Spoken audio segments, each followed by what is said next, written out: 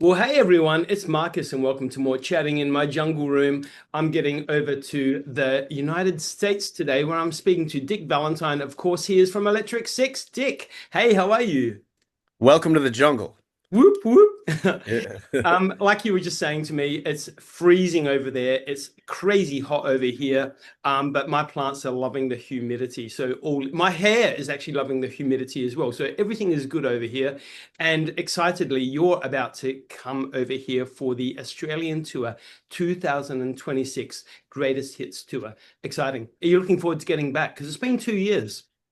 Oh, absolutely. Yeah. I mean, I'm wet with salivation just thinking about it. Yeah, it's great to tour Australia. We have great crowds, great shows.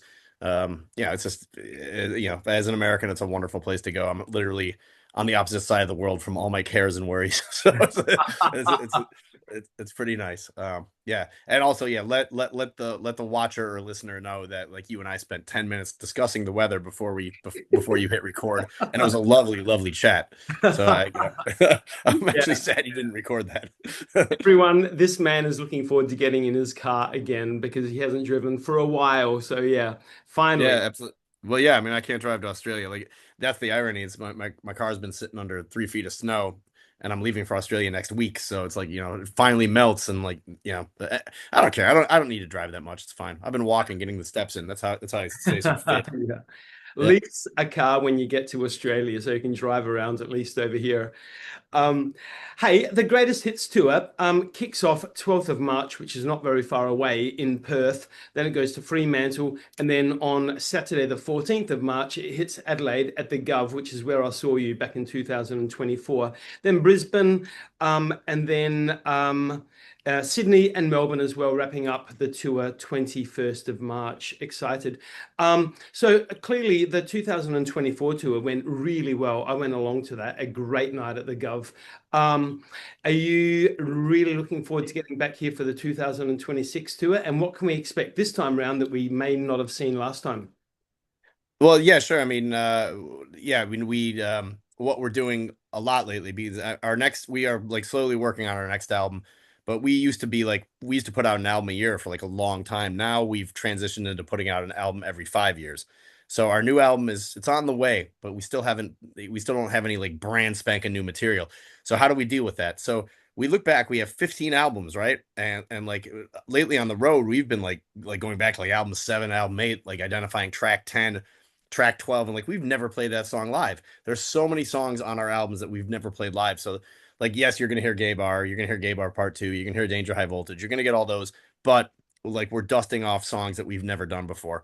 So it's a whole barrel of fun. Uh, Look, you just touched on two of the big hits. Obviously, they've become cult classics, anthems, if you like. When you finished writing those, when you finished producing those, recording them, did you have any idea how great those songs actually were at the time?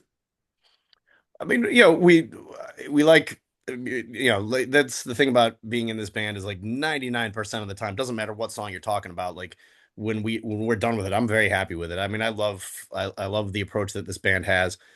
So yes, those two songs I thought were wonderful when we were done. Did I know that they'd have the worldwide commercial success? That was the hope, but you have no idea at the time. And that said, I mean, they really have stood the test of time. I was actually like drunk and on YouTube and going on the Danger High Voltage video there, and like you see comments like from 4 hours ago, just like, bruh, what did I just see? Bruh, what is this? Like, and so like people are seeing that video and hearing the song for the first time still, and it's pretty great. What a spin out. Yeah, they're just living on forever for sure. Hey, let's go back to the early days. When you first put the band together, what was the idea? How far did you really want to go with it back in the early days? Did you imagine that you'd still be doing it so many years later? I can't speak for everyone in that original lineup. Myself, no. The band it was a 5 piece. We all went to high school together. And I knew we were good, and I did have aspirations to do it, for my job, my career, but I also wasn't 100% sold that that was ever going to happen. So I took a healthy outlook where it was like, okay, I've got a shitty day job. I work in an office. I edit press releases. This band is my outlet, it's a way for me to like after a 9 to 5 for 40 hours a week. This is my way to cut loose on the weekends and like and just do it because I love it. And that was kind of the approach I took. So I don't think I ever like was like, oh, I'm gonna be a massive star someday. I never looked at it that way. I looked at it like this is a good band, this is a fun band. We do have a chance because we're very good, but I was never like this is going to happen. I don't think you can be as a musician. But like Nickelback did. Nickelback, they were like, we're gonna be famous. We're gonna write a big hit, and like 1,000% confidence, and then they went and did it. So that's pretty cool. I'll give you a fun fact. How I first came about you guys it was years ago when High Voltage came out. I was at a drag bar and saw a drag queen actually performing High Voltage, and then I was hooked. And then obviously started to go to the back catalogue and all of that. And then, yeah, I was a fan from that day. Finally, years later, I got to see you live, like we said in 2024. You guys create magic on stage. What do you think your success is? What do you think the secret to your success on stage is? Well, I mean, the musicians in my band, the current ones and ones that have come in and out, I mean, Detroit is it's a fertile ground for musicians and musicianship, and so we've always had really competent players and writers in the band, and so that's it's a big part of it. Like when we're up there, it's just like the songs I write at least are pretty simple and pretty easy. So you get these amazing musicians playing simple music, then they can start to take liberties because they're not really thinking about it so much. So you're seeing ferocious solos, jumping around, dancing around. And yeah, I mean, at the end of the day, we are just a bar rock and roll band. We put on suits and stuff, but you're not, there's no like elaborate stage show, multimedia shit. It's just, we're just going up and you're just banging out 30 songs a night. And Mm. so that's kind of the approach is like when you're stripping it back, when you're not like doing anything to take your attention off the music, then you have to make sure the music is good. Oh, hell yeah. And I mean, that's obviously what we saw at the Gov back in 2024. Everybody in that room, it was packed. Yep. Everyone in that room was feeling the vibe. It was such a great energy. Um, hey, going on stage still after all these years, do you still get the same buzz? Do you get nervous? What's the vibe before you step on stage these days? Personally, I've never had any amount of stage fright, at least as a singer. I do have a band where I play drums, and I'm not the best drummer, so every now and then I get a little. But yeah, I don't revere rock and roll and music the way maybe a lot of people do. So to me, it's like there's nothing to get nervous about. I have so much fun Yeah. during a train wreck show when a show is just going off the rails. That's when I thrive. That's when I love it so much. So it's like there's I just and I'm not like saying, oh, I don't get stage fright, like but yeah, just I understand why people would have it. I'm just not one of those people. Hey, what would be, as a fan of Electric Six yourself, what would be your all-time favorite Electric Six track? My all-time favorite, I mean, this it depends on the day, I guess. And right now, feels like let's God, I don't know. Why don't we just go with Gay Bar because my mortgage is due in a couple days, and so that's the song that that and High Voltage pay the mortgage. So Let's go for them. if I pick between the two right now, I go with Gay Bar. I think Gay Bar it's a great song, like nice, very repetitive riff. It's over in 2 minutes, so you don't have to think about it too long. Let's go with that. I like it. Now, I mean, you guys are obviously famous as well for incredible video clips, incredible storytelling, incredible fun, all very cheeky and irreverent. But do you get a kick out of doing the music videos as much as you do writing the music as well?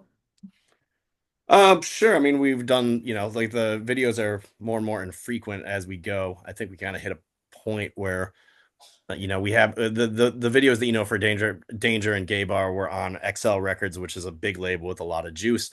And then, the label that's put out our last 12 albums, Metropolis, they've been great to us in terms of putting out music, but like we don't have the budget now for high budget videos. So when we do make a video, it's probably every 5, 7 years we make sure it's the right video for the right song because we don't really have a lot of money for it.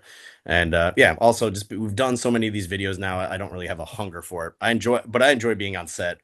Yeah, And like I said, it's not something I do every 6 months, every year. It's something I do every 4 or 5 years now. So it's always good fun when you're making a video. fun stuff. Hey, you touched on it before, you're writing new music, new album, that kind of stuff. Is there a chance that we might be able to see that in 2026? The new album will probably be done next year. That's the goal is to have it come out in 27 or at least be done in 27. The thing is we all, the reason we had such a back catalog from like our 20s, 30s, and 40s is because we kind of waited till we were all in our 40s to have kids.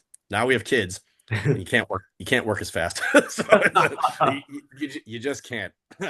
Yeah. So yeah, we just the family life, is priority, I guess, and then putting out Electric Six albums. But that's the thing. What we were on tour, me and Tate, our keyboard player.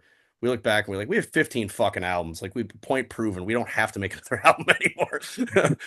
we want to make another album, but we don't have to. So it's yeah, it's a nice feeling just to know that we can be a legacy band. We can just roll up and Totally. play songs off those 15 albums, and that's fine. So Well, it's guaranteed, I'm sure the fans would love new music because you know what? They're fans for a reason. Hey, one last question for you, Dick Valentine. When you get to Australia, now that you know Australia so well, what are you looking forward to when you're not on stage? Are there any things you're looking forward to doing while you're in Australia? I mean, I'm gonna be honest with you. It's actually hitting the fitness center and working out and having a chance to do that. Like the awful winter and then the having kids. I've been sitting on my ass, mate. I need, and that's the thing when you have kids, you're eating all the French fries that they don't eat. You're like you're a human garbage disposal. So yeah, I feel like ass right now. So I'm looking forward to like having a little time to run some more, do some jumping jacks, the Australian way. Like if I walk through Sydney, I see like business guys doing crunches like at lunchtime, like that. That's yeah. I need to have a little bit of that for the next 3 weeks when I'm out there. Love it. And the weather's still going to be great when you get here, so maybe there can be some beach runs as well. There you go. Yeah, that's the idea. Yeah, I mean we have a couple. We have some time off on this tour too, so there's like that's the other great thing is it's not like show. It's like couple shows, couple days off, couple shows, couple days off, and so that we benefit because we get to work out, we get to do some tourism, get to hang out with friends, and then when you see us, we're not spent. Like we're going to bring it every night because we'll have in theory some gas in the tank. So it's a good setup. I cannot even wait to see the show this year round. Hey, everyone, it is Electric Six, the Greatest Hits Tour. It kicks off 12th of March in Perth. It hits Adelaide the 14th of March at the Gov, and then wraps up 21st of March in Melbourne. Dick Valentine, it's always a pleasure chatting with you. Yeah, I adore your work. Thank you for everything you do, and I cannot wait to catch up with you again in Adelaide in just a couple of weeks' time. I'm excited. Would that be like 2 Saturdays from now? That's incredible. Yeah, I can't wait to see you. Exactly. All right. Thanks, my Thank friend. you. Take care. Bye. Bye bye. Take care.